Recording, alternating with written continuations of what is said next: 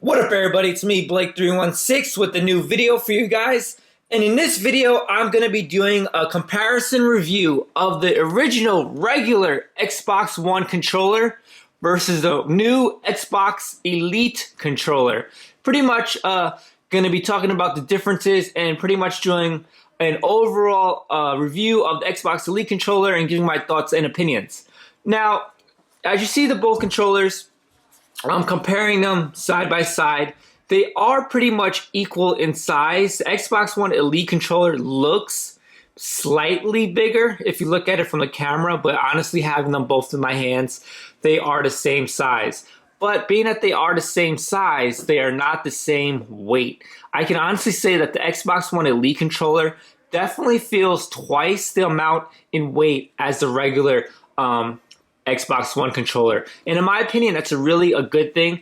When I play video games, I like a nice heavy controller in my hands. I don't like something too light. And honestly, when I first had a regular Xbox One controller, it felt kind of light. It feels really hollow. To almost to the point, I don't want to say it feels cheap, but I don't like the hollow feeling in this controller. And when I got the Xbox One Elite controller, I was definitely satisfied, because obviously, like I said, the weight is there, and it has a really solid feel to my hands. Other than that, as far as the buttons, do the buttons feel any different? Absolutely, some of them have a huge difference. For example, the analog sticks are definitely tighter in the Xbox Elite controller, as well as the trigger buttons. As far as every other button, such as the bumpers or the A, B, X, Y, buttons, they feel exactly the same. The D-pad, feels the same in my opinion. Obviously, the Xbox Elite controller has these trigger buttons that the regular controller does not have. But now let me get into more detail about the Xbox One Elite controller. And I'm going to start off by saying there's actually a huge learning curve when you start using this Xbox Elite controller. Reason being, me personally, for the 2 years I've been playing Xbox One, and who knows, like the 7 years I've been playing Xbox 360, there were no trigger buttons on the back of your controller. Therefore, it takes some getting used to. Therefore, it takes some time to getting used to, which is why there's a big learning curve. You're not used to having these buttons. Now, let me emphasize. For example, I'm a gamer who likes a really tight grip on the controller. I get really into the games, and I always have a really tight grip, and my grip not only goes from the side of my hands, but it goes under my hands as well. Now, obviously, with these trigger buttons, if I have a tight grip on this controller, I'm going to be pressing these buttons. And that can be a problem, because I have these buttons mapped out to actually do things in the games. And if I press these buttons just by having a tight grip, I'm obviously going to be doing something that I don't want to do in the game. Now, the adjustment in the learning curve is where, man, I kind of have to get used to not having such a tight grip in my controller, because I don't want to accidentally press these trigger buttons. So I kind of have to play kind of different. I have to play kind of loose on my controller, which is definitely something I'm not used to. Now you can say, well, Blake, you can clearly take these trigger buttons off. But guess what? I did not spend or pay the amount that I paid for this controller to take these trigger buttons off. Obviously, if I took the trigger buttons off, it would kind of just be a regular Xbox One controller, just with a little bit more weight. And that's, in my opinion, it's kind of stupid, and it defies the purpose or the reason of me getting this Xbox One Elite controller. Obviously, I want to use these trigger buttons, so I'm going to leave them on. Also, some of the huge differences within the Xbox One Elite controller compared to the regular.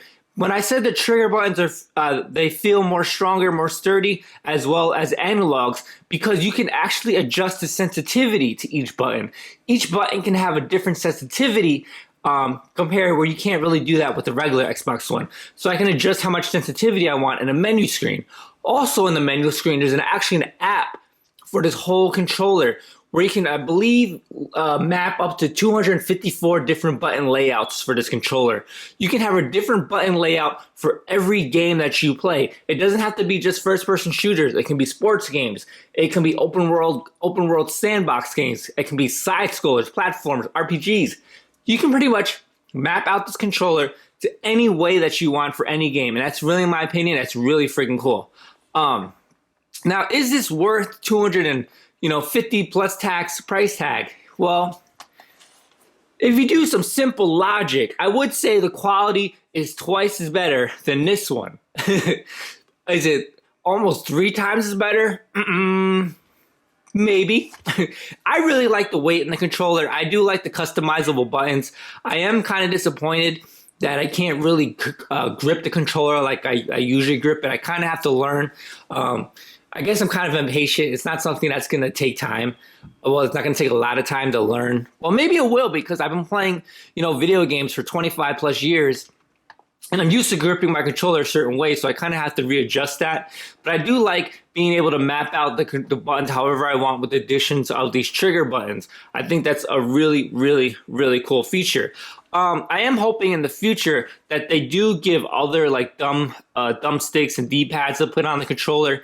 Maybe they'll put in like different colors you can add, or maybe they'll just keep doing different designs. But if they want to go the color route, I think Microsoft should actually definitely do that.